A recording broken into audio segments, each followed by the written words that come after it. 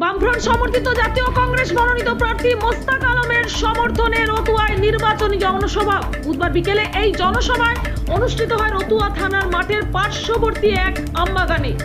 এই জনসভায় উপস্থিত ছিলেন পশ্চিমবঙ্গ প্রদেশ কংগ্রেসের সভাপতি অধীর রঞ্জন চৌধুরী, সিপিআইএম এর রাজ্য নেতা শতরূপ ঘোষ, উত্তর মালদার বাম সমর্থিত কংগ্রেস প্রার্থী মোস্তাক আলম সহ বাম কংগ্রেসের নেতাকর্মী। আমরা দেখে নেব সেই ছবি।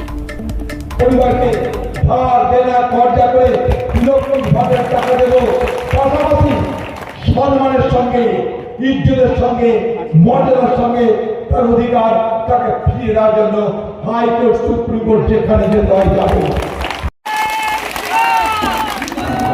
এবারে আমরা আমাদের প্রধান বক্তা উপস্থিত হয়েছেন মাননীয় অধীর রঞ্জন চৌধুরী মহাশয়, উপস্থিত হয়ে গেছেন আমাদের প্রার্থী মোস্তাক আলম মহাশয়।